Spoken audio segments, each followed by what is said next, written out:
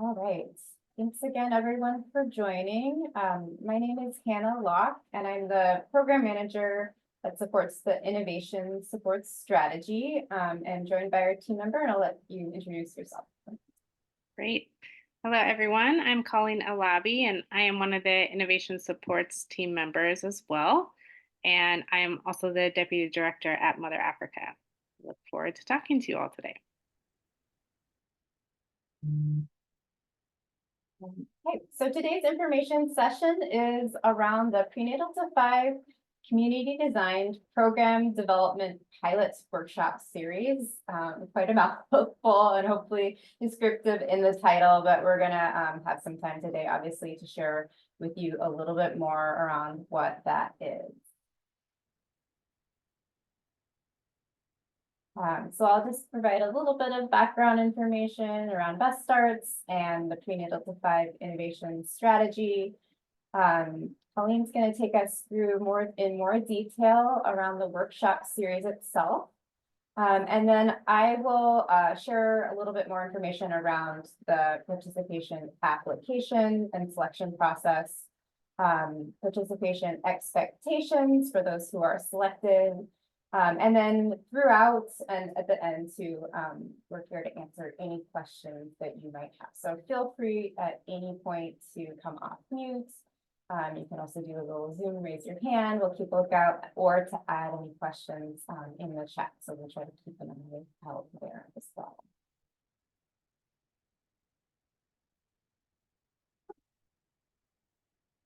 Just to start with some grounding or background, I'll ground us in our mission. So Best Starts for Kids strengthens families and communities so that babies are born healthy, children thrive, and establish a strong foundation for life, and young people grow into happy, healthy adults.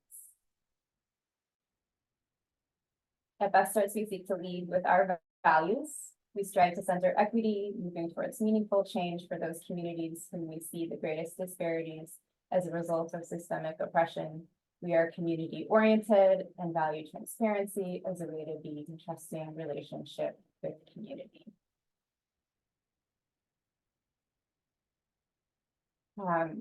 And Best Starts for Kids works towards our mission through many different strategy areas, and the full list is here. The Prenatal to 5 Innovation Support Strategy, which this workshop series opportunities is coming out from, sits under the first investment area, investing early, with a focus on programs and services that reach families prenatal to 5.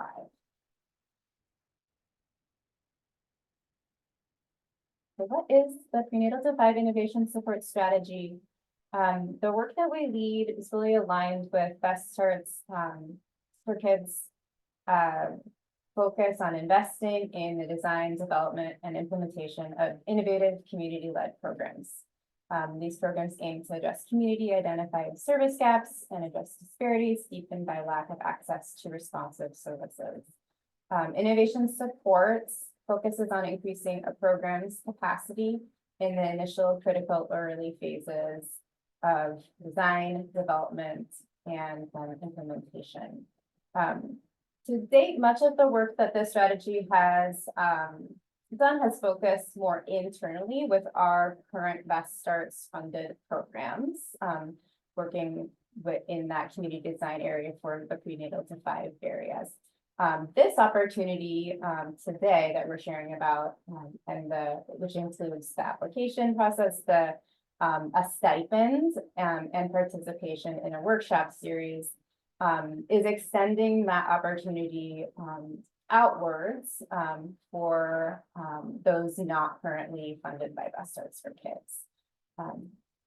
And specifically those programs not funded by Best Starts for Kids. So I'll get more into the details of sort of the eligibility later, but we're extending the work that we're doing currently and kind of reaching out towards folks that have maybe not reached or engaged with us. Okay, so Colleen, can you share a little bit more about what this workshop series is all about? Yes, thank you, Hannah. So this workshop series is going to have 3 phases to it, and it's going to take place from May to July this year. So I will be going through the 3 phases, and first to introduce them to you, the first phase is program visioning, followed by getting actionable, and then moving into sustainable funding. So let's dive in a little bit deeper and see what falls under each of those phases. So the first phase, program visioning, it has 3 different components, and it will be offered as a one-day in-person workshop. It's going to happen on May 29th from 9 a.m. to 3 p.m. And these 3 topics, the first is sharing our stories. So this is where we're going to begin to tell the story of your program that you're designing.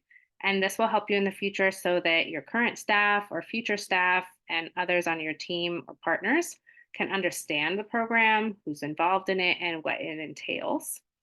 The process is intended to help share program activities, offer opportunities to learn about other programs who are also participating in the workshop. So that's building community amongst organizations. The second component is a theory of change. And the theory of change will support you on how to document your program in the way of a theory of change format so that your organization can create shared and deepened understanding of the critical activities, program story, and how the program works to advance equity. And the third is evaluation. In this segment, we're going to share about evaluation in the context of program design and development, particularly looking at questions depending on the stage or development of your program and specific needs of your program at the moment.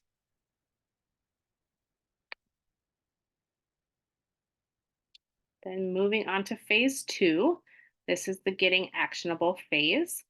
It has several components as well, which will be spread out over 3 weeks in June. So the first is program materials. That's going to be offered on June 13th. It's an in-person all day from 9 a.m. to 3 p.m. workshop. And program materials will help you to build a blueprint of your program. It's going to ensure that your program elements are based on community input and best practices and can best meet the needs of your communities. This will allow you to create a guide for program implementation, including core areas like guiding principles and values, your community's characteristics, the way you like to do your outreach and engagement, the types of qualities and structures you may have internally or that you may like to build, and how you will implement key practices and activities, including materials that you use, screening tools, curriculum, etc. And there's a kind of template that we use to create all of that, encompassing all that long list of things I just said. Next component is program development, and that is the program budget. So you will be looking at all different program and administrative costs needed to deliver your program, discover resources to budget accurately, and tools to make the budgeting process easier. This will help you understand different budget considerations as you start to apply for funding. And so having a budget template for your new project or program as you go out and start seeking funding will really help you in finding resources that are aligned with your program, as well as resources that have the scope of funding that you're looking for. The third component is evaluation, and this one will be offered June 26th. It's also a virtual session. I don't think I mentioned that the program budget and evaluation, they're both virtual sessions. Evaluation will build on your program visioning and implementation planning that you've done earlier, and you'll be leaning into evaluation design and data collection approaches that will support continuous reflection within your program. You will begin to develop ideas for how evaluation can provide insight into your program's process, how to make adjustments, and how to identify opportunities for growth as you go into the program. And finally, we're moving into phase 3. This phase is all about sustainable funding. It will be offered as a one-day in-person event, July 9th from 9 a.m. to 3 p.m., and it will include 4 different topics. The first one is fundraising, and this will support you to acquire skills in navigating and identifying the variety of different funding types, funding sources, including grants, community partnerships, other resources out there, ways to help you ensure financial stability in your program. And you can learn where to search for and find appropriate grant opportunities, how to discern which are right for you, and more. Strategic storytelling is the next component. This will support you in communicating your nonprofit's mission, impact, vision, and doing so effectively to your audience, finding ways to resonate both with your current and potential future supporters. The third one is donor engagement. This will support you in developing strategies to identify, approach, and engage new donors, expanding your network, and fostering lasting relationships. And the fourth is revenue diversification. This is important in finding strategic ways to have different funding streams, such as the importance of developing diverse revenue, not being heavily funded by only one type of revenue stream, such as only government funding or only private donors. So finding ways to diversify that, learning how to create and follow a fund development calendar throughout the year.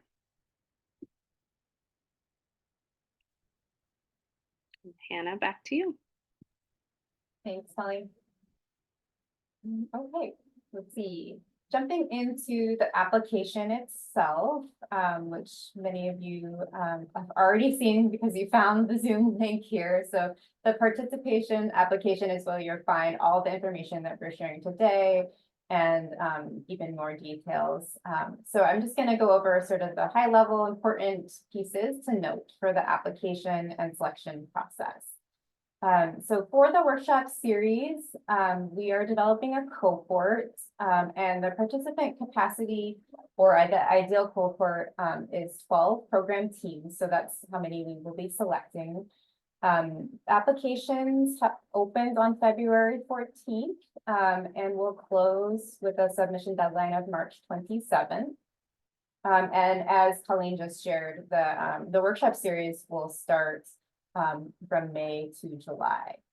So some of that I think is in future slides, but we will also have a little bit of orientation time in earlier May and then a little bit of debrief time after the final workshop in July as well. So that's why that stands from May to July.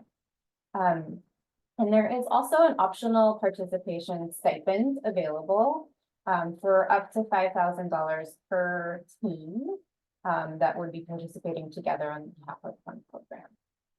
And here I also just want to take a moment to clarify and stress that this is a capacity building opportunity to participate in a workshop series. This is not a funding opportunity for program services. And also just to note, since Best Starts does do some direct program funding, of course, the participation in the workshop series will not guarantee or influence any future Best Starts funding decisions. This is just a little bit more of a detailed timeline of the application process and selection process. So again, this is the first of 2 information sessions. You don't need to attend the second one. It'll be the same information. And we'll post the slides and the video and any questions that come out of either session on the workshop's website, where you is sort of the landing page for the application itself. So you can always reference back to that point to find any updates that might have happened since the first release of the application. Technical assistance for applying is available, and I'll share a little bit more about that, but the deadline for seeking that is typically a week before the deadline, so March 20th. And then we are going to try our best to get through the review process as soon as we can internally with our review panel to be able to notify applicants in late April, so about a month before the workshop activities will take place. I will encourage anyone applying for the series to kind of note all those dates like now as you're applying and just have those tentative holds on your calendar so that later you're not having to kind of scramble to make sure that you can attend this. This is just a more visual overview again of where we are now. The last day of February, happy weekday. And then throughout just kind of where the application process goes finally to kind of ending the series in July.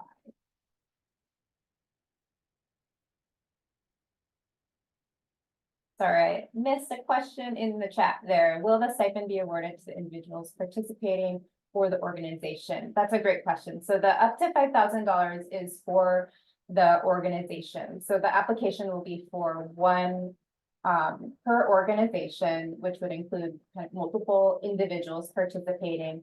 And that $5,000 up to amount is for that whole organization. So we would kind of leave it to you and how you would want to then distribute to those individuals.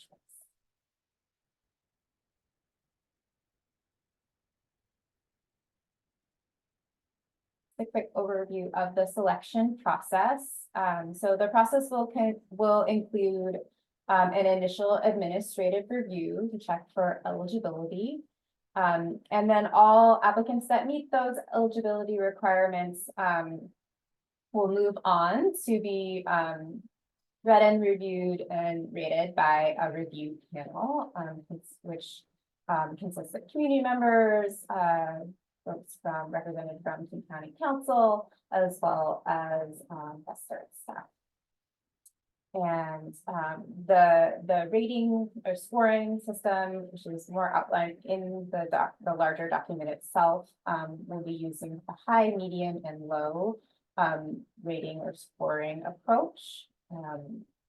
And all the applicants rated as highly will be kind of recommended for participation. If that exceeds the 12 program team capacity, further sort of prioritizations of who would be accepted into this round of cohorts for 2024 would be based off of prioritizing those organizations who are not Best Starts funded, and then followed by prioritization for a cohort that actually would result in sort of distribution of program development to serve a wide geographic distribution across King County. So we're kind of thinking about creating that full cohort experience that has representation across the county. I will note, I forgot to add into the slide that this is a pilot. This is the first time that we're trying out this approach, and we hope to learn from it. And we will hold the applications for those who were rated highly on like a wait list. And we do hope we could offer this in the future so we could save those applicants information and check back if we're able to offer future workshops. And then in any county process, our final sort of recommendations are approved by our department leadership.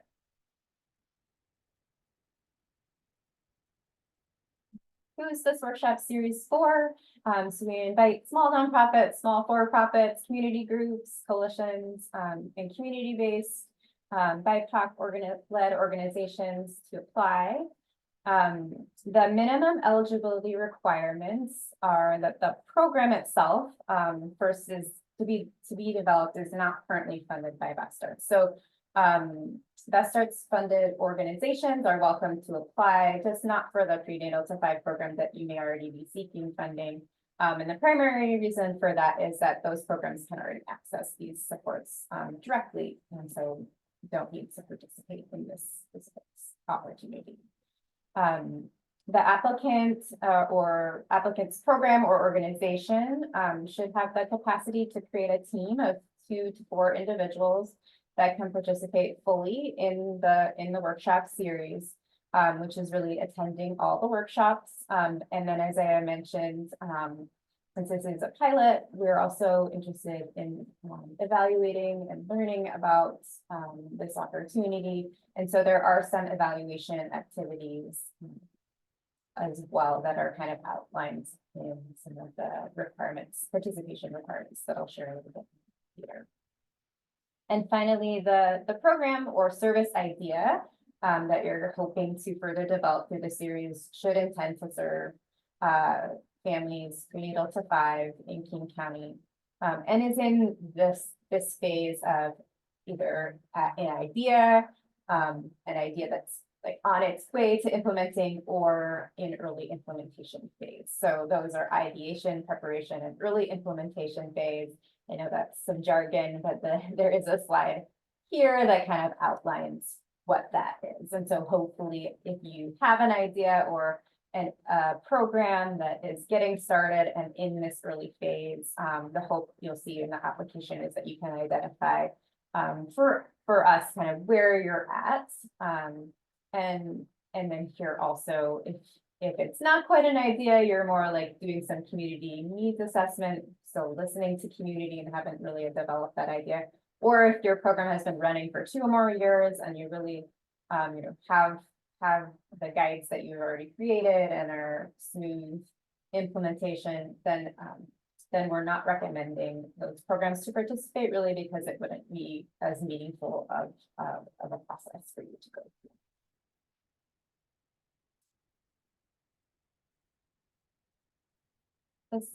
Continuing on, who's this workshop series for? And this gets at sort of the desired qualifications for those who might be selected to participate.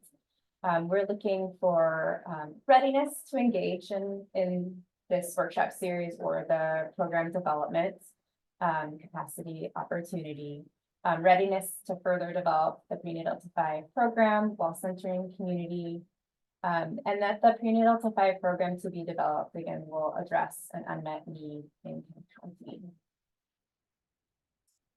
There are there's further definition for each of these that really relates back to the criteria once we get into kind of a scoring and things like that. So I encourage you beyond sort of this general high level desired qualifications to reference back to the participation application document.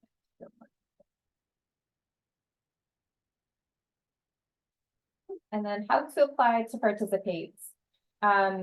This opportunity, there's a blog post that went out, so you can always link back to that.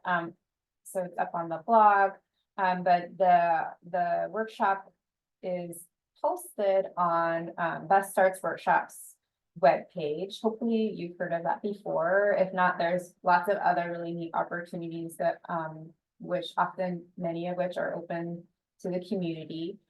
So there is a landing page here. Colleen, are you able to put that in the chat for me? So the formal registration or application page is available there. And that's where you can also access the full participation application document that has the questions and everything that we will go over today, but in a little bit more detail. There's just as you, if you're sure you're gonna apply, once you click that click to apply button, it opens up to a Microsoft form. So just wanted to let folks know that the application consists of 16 questions. Some of them are just like your name and information, basic information. But you may want to, in advance of applying, look through the questions, and you could kind of have a separate draft. I think this is on my tips slide. I'm getting ahead of myself, but since it's Microsoft's form, you might want to just kind of note that in terms of your applying, that it's not something you can go back to, like save and go back to. If at any point you have questions prior to or during your application, please do feel free to reach out to myself at hlock@kingcounty.gov and the application contact here. I think I was already jumping into the tips, but just as a reminder, please do carefully review the eligibility as well as the timeline for the workshop series, since your attendance and participation in the workshops is really key. We just want to make sure folks are able to participate. Again, a reminder that you should be joining as a team. So definitely check in with your program group and ensure that there's that 2 to 4 individuals who are ready and also interested in participating together. So applications to be submitted, 1 per organization or per that program that you'll be focusing on developing. Yeah, and then the rest of the tips is related to the application sort of logistics itself, since it's on Microsoft form.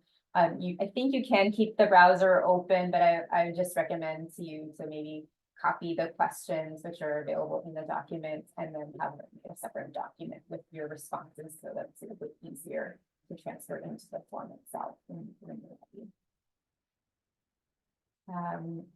I'll just repeat also, if possible, please do hold and save those dates in advance so that if accepted, you're all ready to attend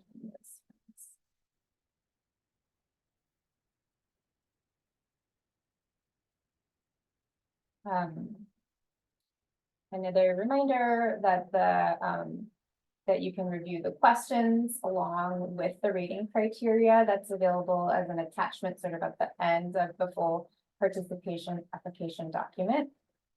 And the review panel will closely use sort of that criteria as they rate medium and low. Sort of the formal review process. And any appeals process that or questions you may have around the selection process, there's more information about that in the participation application document.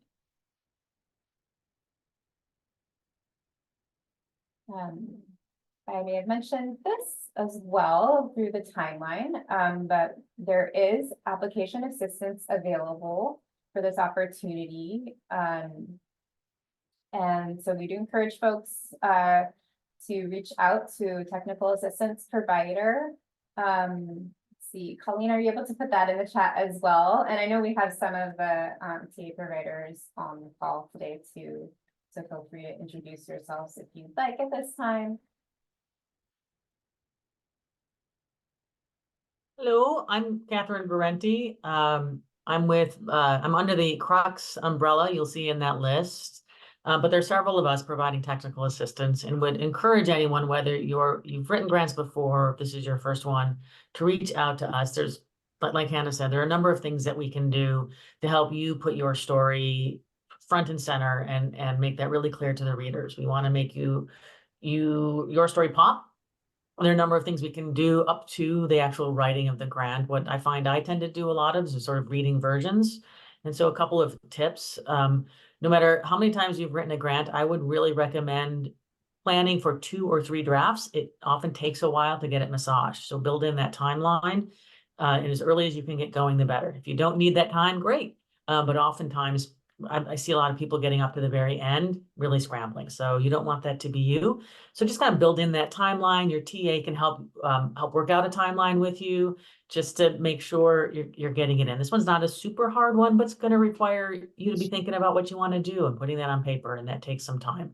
So, and we love telling your story. So reach out to any of us, and happy to help. Hi. Sir, Oops. Am I on here? Oops. Hello? Yeah, we can hear you. Okay, sorry about that. I can't tell on my screen. Anyways, I'm Jing Fong and I'm with RHL Consulting, and everything Catherine said is absolutely true. And Catherine's a terrific colleague. You have a lot of great choices for application assistance. I will say this one isn't as intricate or challenging as some grant applications, but nonetheless, an extra pair of ears and eyes are to your benefit. So we meet you where you're at and meet you with patience and clarity and just kind of a positive spirit to root for you as you turn in your application. Thank you both. And I see a question in the chat around participation. So great timing. This next area that I want to share a little bit more about is what are the expectations for those selected or accepted to participate in the series. So I think the question was around, can one person participate or on behalf of a program? For this series, we are asking that each program come with a minimum of 2 individuals to join each of the workshops, and up to 4, or possibly more in some cases, but that's our recommended amount. And the reason for the minimum of 2, well, I think there's really 2 reasons. One is this at its heart is really around community design. And for that to happen, we know and want to have multiple perspectives involved in developing and designing programs. And I think the other reason is also just knowing, like, for successful learning and knowledge transfer and being able to build capacity within an organization, it can be really helpful and more lasting to have multiple individuals involved. I will say that we didn't mention, but the individuals can also be volunteers in the community who are really grounded in understanding what the family's needs are, or provider needs. So it doesn't need to be necessarily staff. We understand that particularly some small organizations, it's hard to have two people who can spend a full day at a workshop. So feel free to think creatively around who would be meaningful to have participant, and it doesn't have to be staff. But we will require that at least two people are able to attend each of those workshops. As a kind of a cohort-based series, we also integrating and valuing shared learning across our participants. So there'll be lots of opportunities for small and large group discussion and learning from each other across each of the program teams. And another reason for sort of that two-person minimum is that there'll also be dedicated time at each of the workshops to get together with your team to actually draft materials. So we hope that each of the workshops has some sort of hands-on component where participants are walking away with something that they can tangibly use for future of their program or current if they're already if the program's already running, then they can apply as soon as possible. So walking away and having discussion time with a facilitator to build out the materials that Colleen sort of mentioned that are the focus of each of those workshops. And then as part of the pilot, we welcome and folks participating should expect to have opportunities to share their ideas and feedback with us. And some of that will look like an initial sort of orientation meeting, as well as a feedback session at the end. In addition to post workshop feedback survey that will take place in the context of each of the workshops. So probably like the last 10 minutes, you'll have some time to share your feedback with us. And then an optional piece of your participation can also include individual one-on-one follow-up with one of our consultants or facilitators like Colleen. So that is another thing that is available. A one-on-one follow-up would be like setting up a meeting, maybe in between workshops, or maybe you created a draft of your theory of change, but you know, want to spend a couple more meetings or one or two more meetings, sort of finalizing or finessing your ideas together. That's something that our presenters or consultants can provide. And then the participation stipend, as we mentioned, is also available. There's just a checkbox in the application for folks to identify if they're interested in receiving that. And any selected applicant who is selected and had marked that box within this stipend.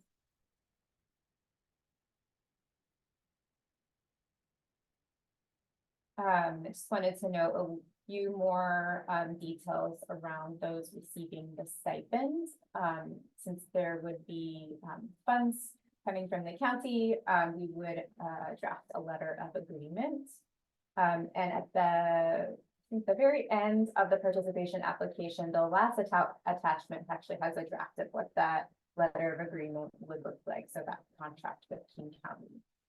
So similar to the participation expectations that I just went through, the letter of agreement sort of outlines some requirements to receive the stipend. So things like attending the workshops with a minimum of 2 individuals, actively contributing to the workshop discussions, engaging in that dedicated workshop time with your team to draft materials, which all take place in the context of the workshop, and then also participating in the pilot evaluation activities. So that pre-meeting, post-meeting that I already mentioned, as well as filling out those surveys that will be a part of the end of each workshop.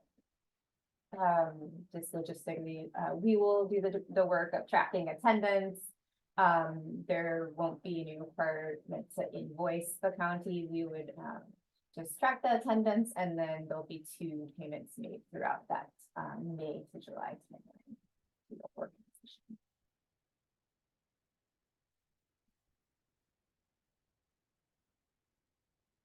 So I will just open up to see if there are any additional questions from the board today.